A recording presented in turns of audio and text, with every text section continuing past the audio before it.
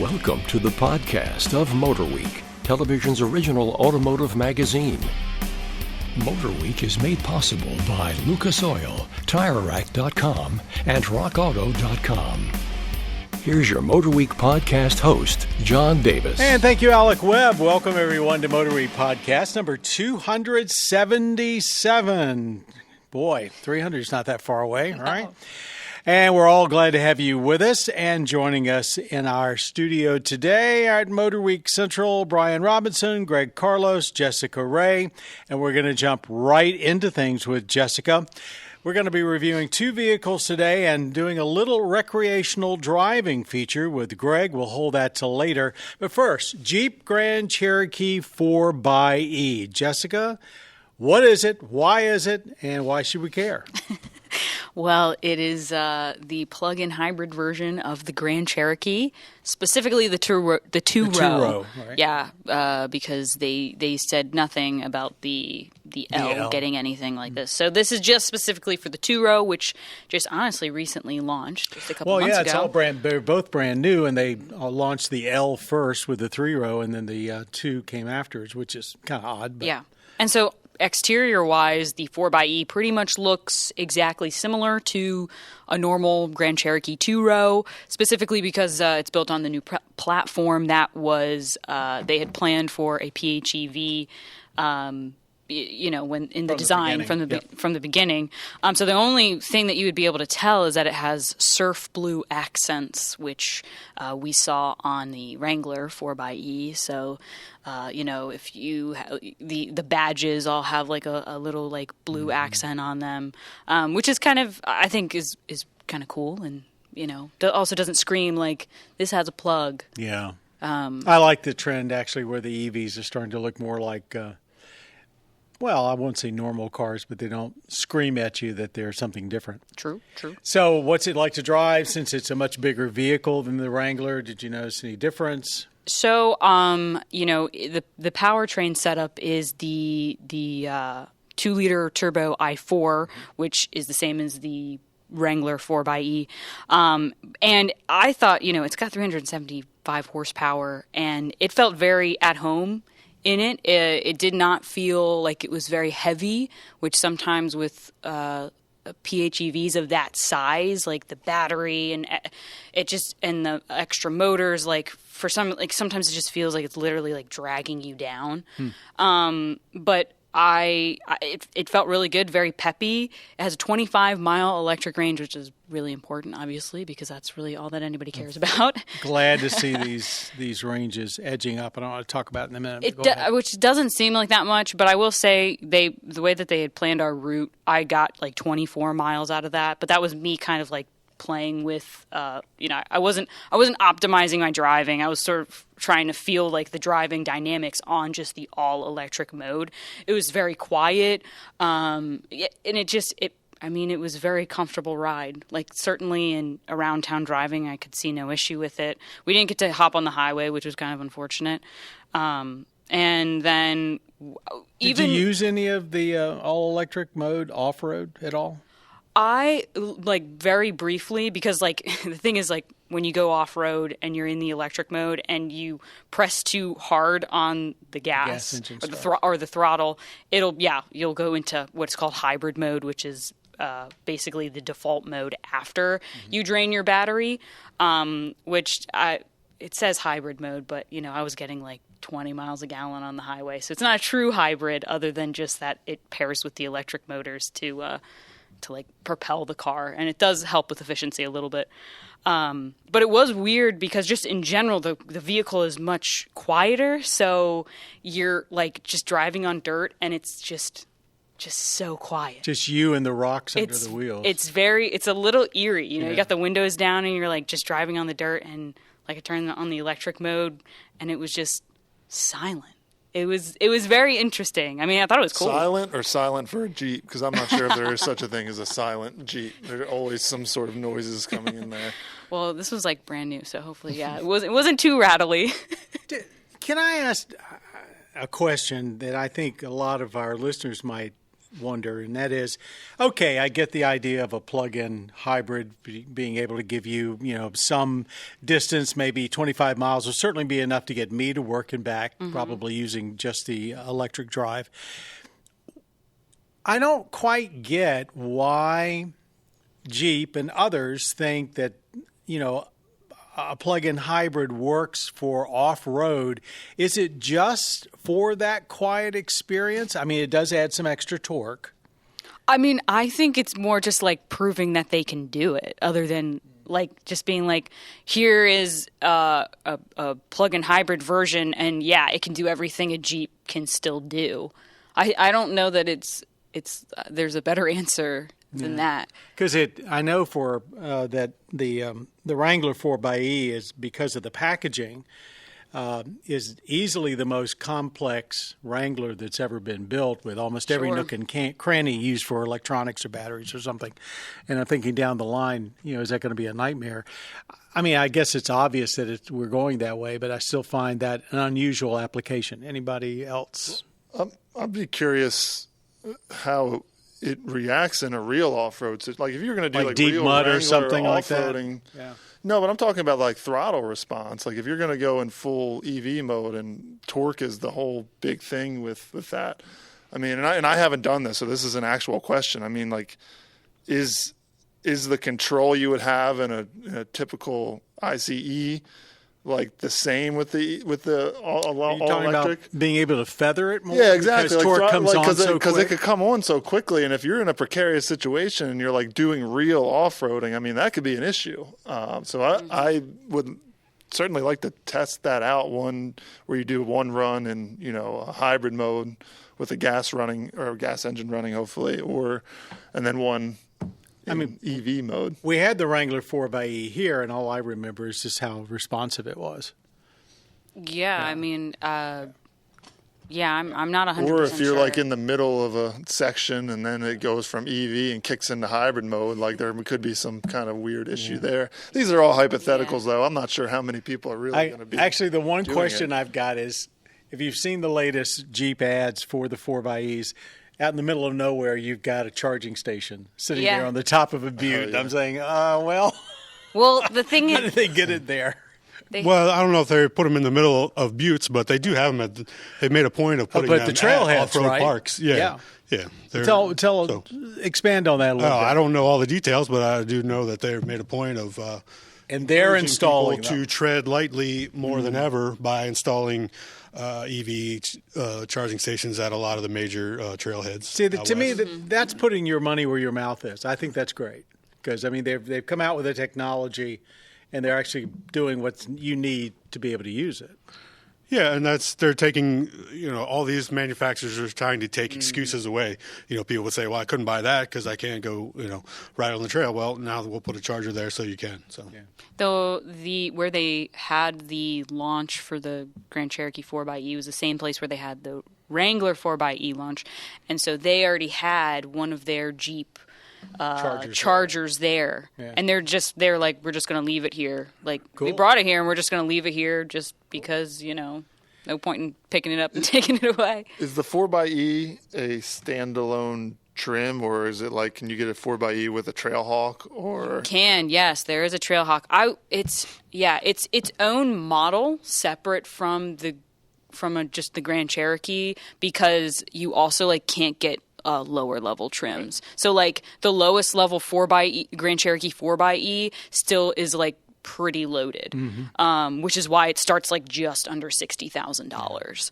It comes with the passenger screen, that new passenger screen, that's standard on it. It also comes standard with the second Quadra-Track 2, which is the second tier off-road system by Jeep. So everything is it's a little bit more upscale, so I guess you can kind of justify the price. Before we exit the discussion on it, that passenger side screen, I think we've mentioned it before, but I don't think we've really talked about it. Is that programmable separate from the center stack screen? Mm-hmm. Yeah, you can customize it. Whoever's sitting in the passenger seat can customize it to I mean, I don't think there's a ton of customization options, Right. but you can.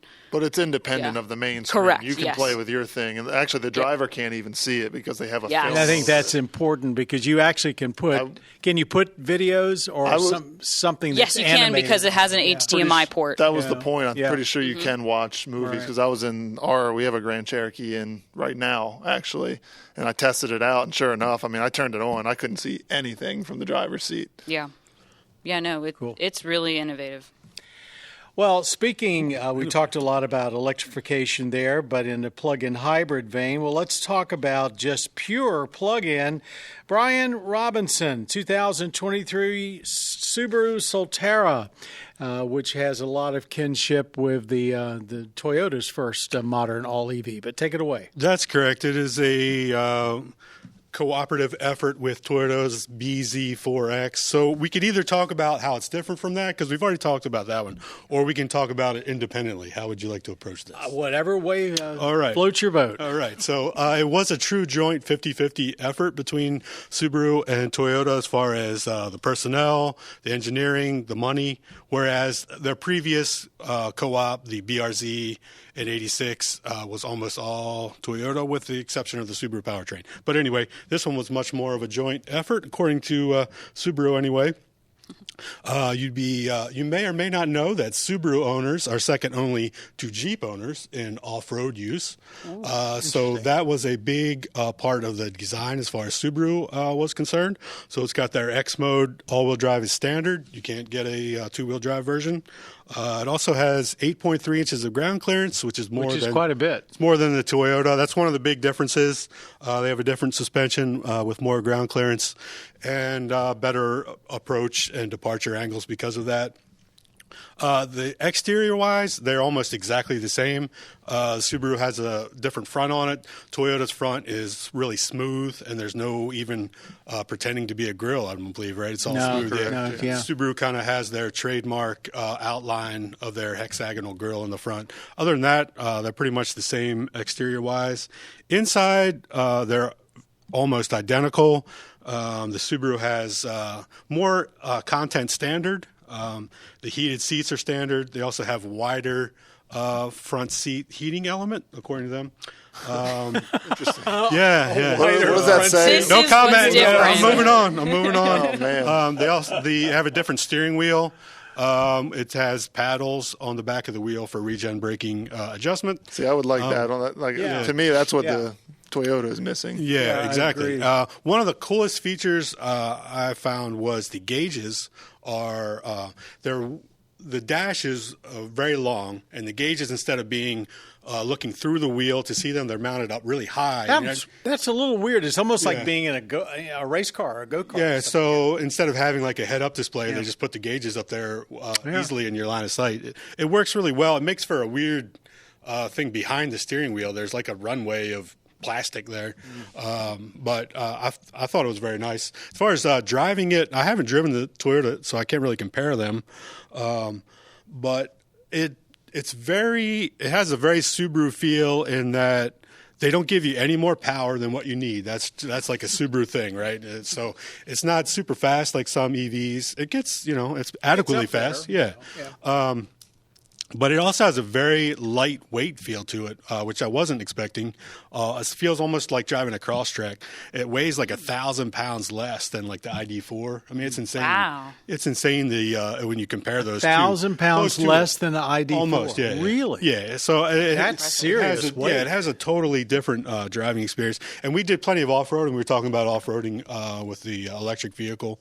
A lot of stuff where you're stopping on dirt hills with tough traction, really steep inclines. You can come to a complete stop and then just hit the gas and it goes. Really, really good system. All in all, I haven't driven the Toyota, so I can't really compare that. But I thought it's not like spectacular, overwhelming EV, but it's everything that Subaru owners I think would want in an EV. So I think they really did a good job in that regard.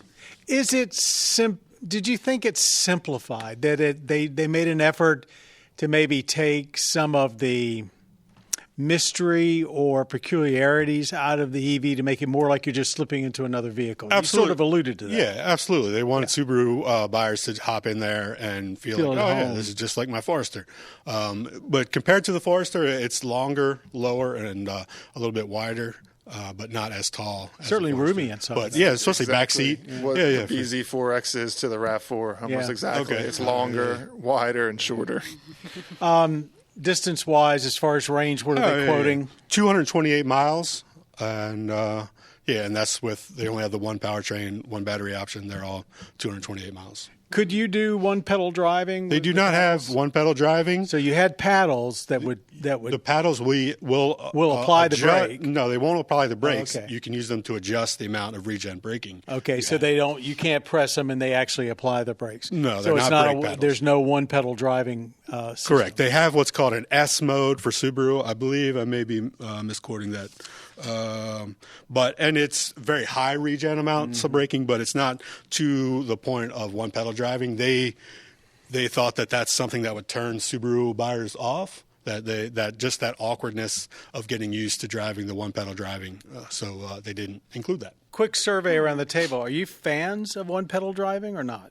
Anyone have an opinion? It has its place. I'm not a huge fan of it, but I will use it. Sure. It depends for me. If I'm a passenger, I don't particularly like it because I get motion sick when I sit in the So passenger seat. the really heavy regen pushes you forward. Like when I drove the Mercedes AMG EQS, we were like in the twisties, and I had a drive partner on the first drive, and there was fog everywhere, so like you couldn't even see. We got up to the top of the hill, and I felt so sick because not only we're driving at higher speeds. Plus, you've got no reference for the horizon. No reference, like I was so sick. So like, but then again, like when I drove the C40 Recharge in Belgium, like in these like city streets, it was perfect. Like the one pedal drive, like it was phenomenal. But like if I'm on the highway, I have no interest in one pedal drive, honestly. Greg, any opinion on it? I do like it, but in settings. It's the city setting, stop and go, when you're in stop and go traffic on the highway. But if you're on the highway or just cruising around, just leave it in as little regen mode as possible, in my opinion. Even the Toyota engineer was like, we actually don't even like regen from an engineering standpoint because it just kills all of our power. Like you're kind of fighting yourself when you're just driving. Yeah. Mm-hmm. So I mean, it has its uses, and those uses are when you're stopping a lot. I'm going to have to admit I was totally against it when I first heard about it, but I have used it in the cities, and it's like sometimes it does make sense, but it still feels very unnatural to me. The Grand Cherokee 4xe, I'll mention that it did have a really nice regen braking that I really liked. You turned it into hybrid, and obviously it wasn't one pedal drive even in EV mode, which we don't expect from pretty much most PHEVs. But the regen was like awesome. I remember we were kind of like I was coming up to a bunch of stoplights on a larger highway, and it like really slowed the vehicle down in such like a really like natural way for like especially like a truck that big. So. Yeah, and in the PHEVs too, it's really nice. It's all about tuning. Mm-hmm. Okay, we're going to come back to Greg's going to kind of clue us in on one of his latest adventures, which had to do with what we now term as recreational driving, but it's autocrossing. Let's move on, though, to the lightning round, and this is a pretty interesting one. See what everybody thinks. First, the Tesla Model S Plaid, now the all-new and all-electric Lexus RZ, will have an optional yoke steering wheel. Think airplane rather than car. Flat top, flat bottom. Do you think this is a fad? Will it catch on? Yeah, that's a good question. What do you think? Who wants to start?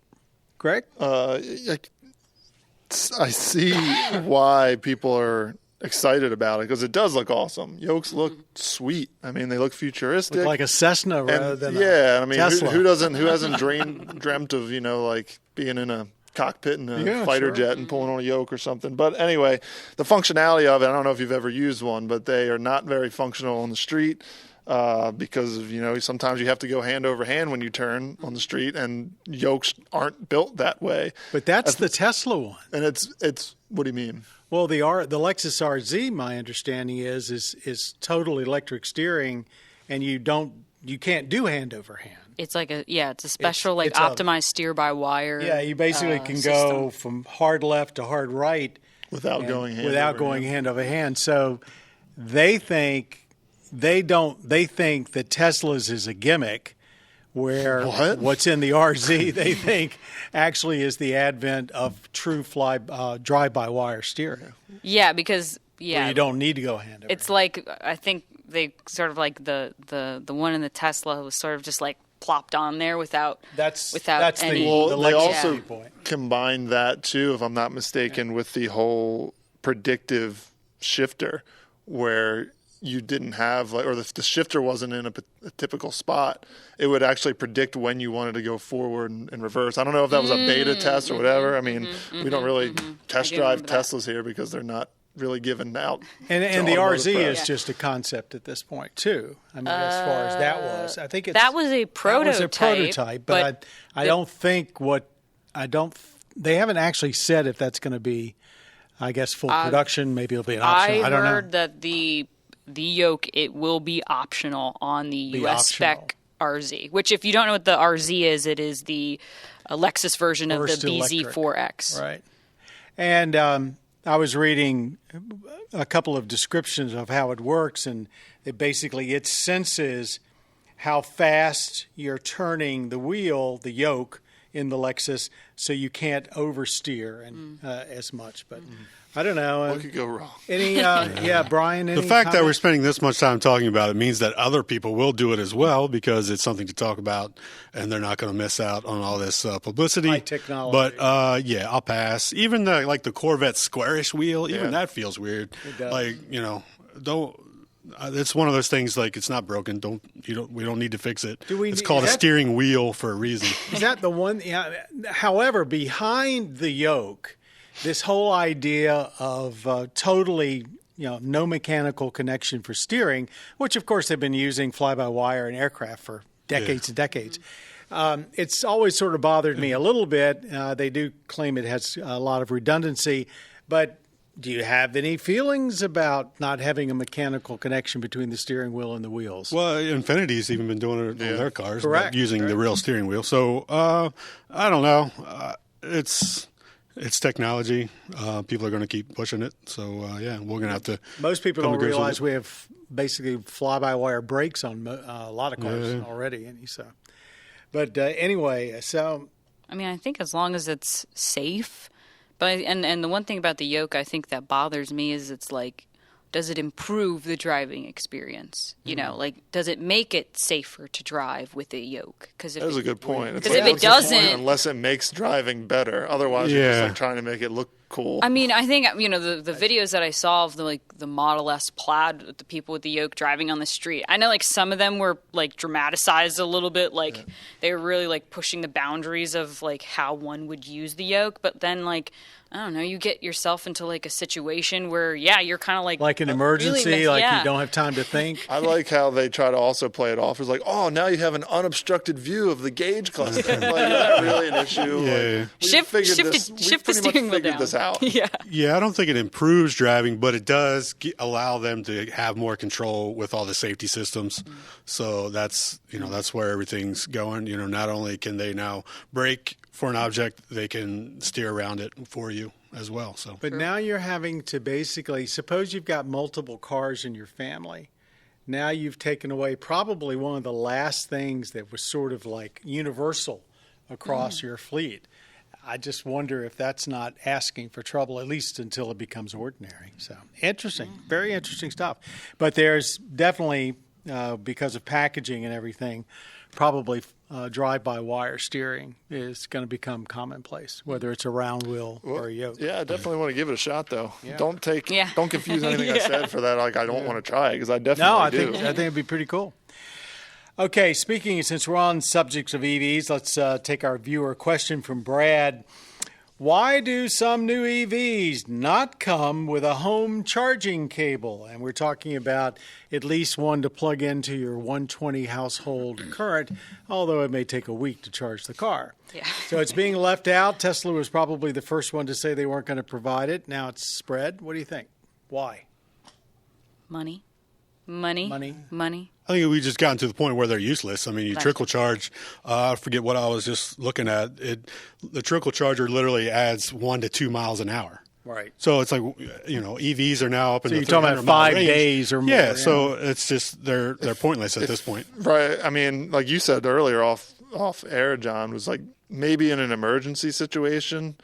Like that you could, I guess, plug in to get enough money to go to a charger. But you got to be pretty much within like a mile or two of a fast charger or something. Well, it's funny you mentioned that. My sister lives about 10 miles. She doesn't have a charger at her house, and she lives about 10 miles from the Walmart, which has a fast charging operation, Electrify America setup.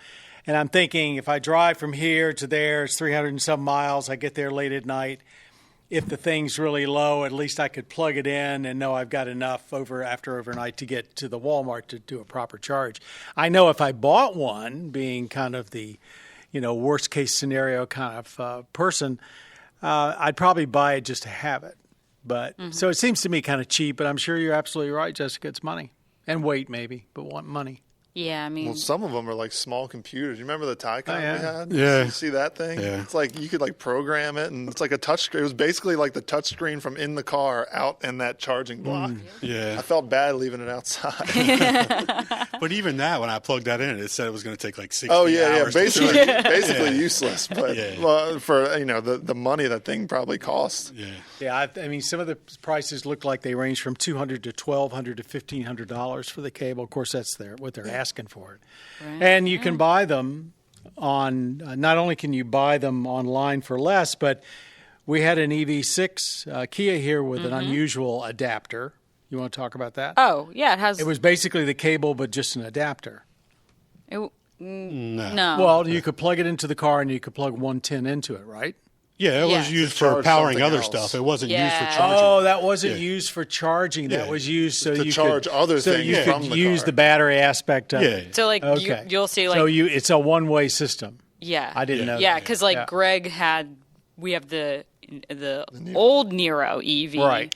not the newest one. Which has a cable. Which has a cable in it, and you'll see probably in our upcoming road test that we charged the Nero with the EV6 using that vehicle to load adapter that goes right into the charge port. My bad.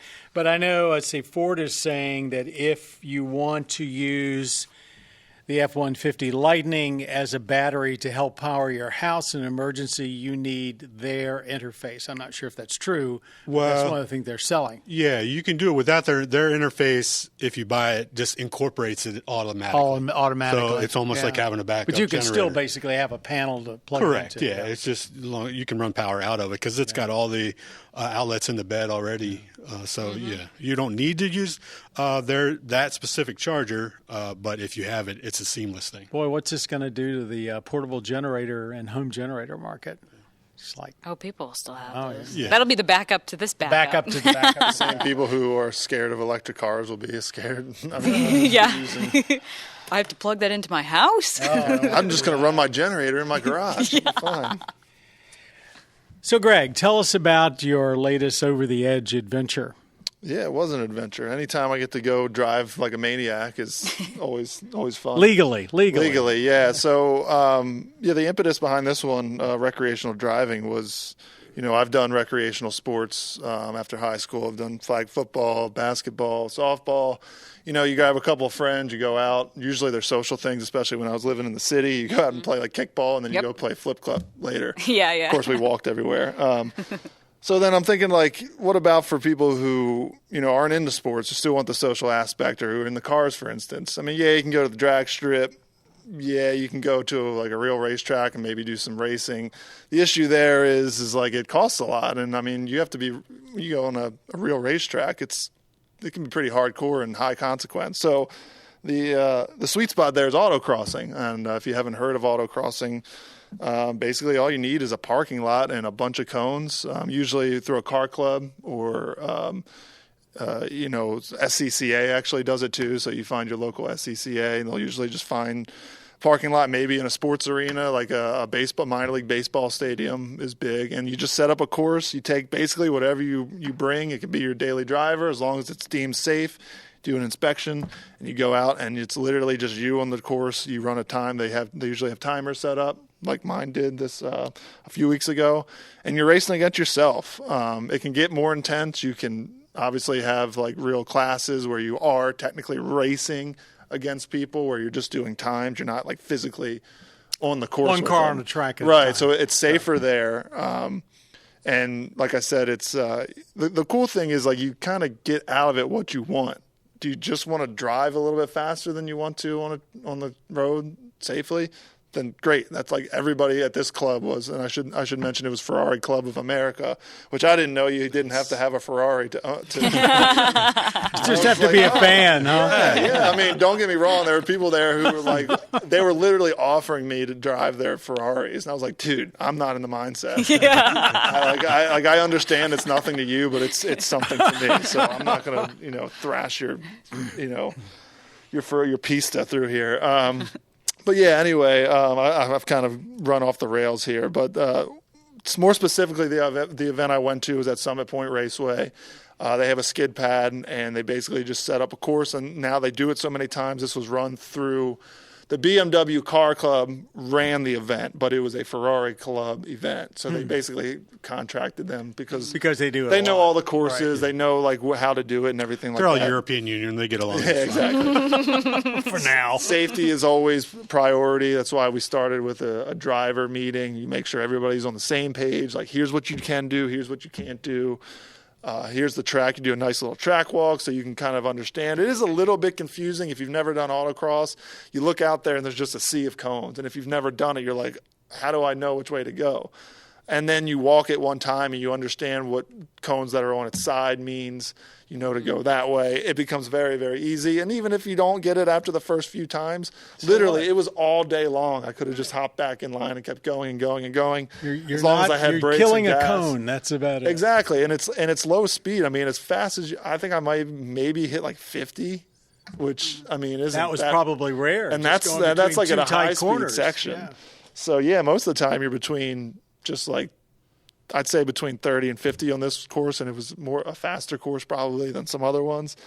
And yeah, low consequence. You're not spending a ton on brakes and performance parts. I mean, I saw all kinds of cars. There were, E36 M3s, some second gen MR2 Spider or MR2s, and then you got up to, like I said, the 488 Pista. I had a Jetta GLI. Good choice. And yeah, I mean, it was fun because like. High horsepower cars don't really make the difference there. It's like, how good are you as a driver? How good are you at the technique of driving? So it was fun, kind of like putting myself up against people who were certainly better than me. But it was cool when I could keep up with somebody who's in a car that costs, $100,000, $200,000 more than the one I have. Yeah, but you've been much faster than all. I mean, your badge of honor is you've been able to let it. You've seen. I've been very fortunate to have gotten a lot of track time, so it was fun. But I think more importantly to end on was just back to the whole social thing of it was like. There were people who were just constantly driving, getting in, making a run, getting back in line. But then there's they have a nice lunch set up. You're just sitting there talking about cars. It was kind of like a cars and coffee, but you also get to drive the cars. So it was just a really cool social event. I think they said it was $150 for the day, which I mean I guess isn't cheap, but I could spend $150 a lot worse than that. Well, it got your adrenaline pumping. It actually improved your proficiency. And at the same time, you basically had just a great time. Sure, yeah. And I mean, like I said, it's everybody kind of likes to drive aggressively from time to time. And if you just got to get that bug out, that's just it's a great way to do it. Because honestly, you'll have so many opportunities to run that honestly, I got tired at the end. I'm like, I don't need any more of this. I'm done. I always like that about press events, basically, when everybody would get there and it'd be at a racetrack or something, and everyone would get a couple of laps before lunch, and then they'd all go away to lunch. And if you really wanted to just keep driving and bring up your proficiency, you can hop back in the cars. Yeah, man. Cool. Yeah, Sounds like fun. Should be a great segment. Mm-hmm. Well, before we wrap everything up, do we have any rants or raves this time around? Anything that's basically you want to applaud or you want to boo as far as the automotive world? Lots of quietness around the table. Oh, Greg is raising his hand. I just did a lot of talking, so I'm going to try to keep it to a minimum. Come on, Greg. And I even hesitate bringing this up because I know people are going to give me crap. Dogs. It's just be careful. The dogs. No, I don't hate dogs. I have a dog. I love dogs. It's the dogs on people's laps while they're driving, which maybe I saw one and maybe I got like tuned in tunnel vision to seeing it all the time. You don't like to see them with their paws on top of the steering wheel? I just don't get how it's any less distracting than cell phones. You talk to any single person, any driver, they'll be like, yeah, cell phones are distracting. Yet you see people with just dogs literally sitting on their laps, either like across their body looking out the window or like at the steering wheel. And there's no way that's safe. I don't care about the size of the dog. It just like why is the dog there? It's not safe for the dog. It's not safe for you. It's not safe for me. It's really not safe for the dog. Yeah, that's all I'm gonna say. I imagine there's got to be some you could be pulled over for having a dog on your lap while you're driving. Well, they could just a policeman could just say it's unsafe driving or whatever. Distracted, definitely distracted. Yeah, distracted driving. I mean, I don't know. It just seems like I hate to rant on people's driving. Put the animal in a safe spot. Yes, that's an important thing. Retain them properly so that they won't get hurt if there's an accident.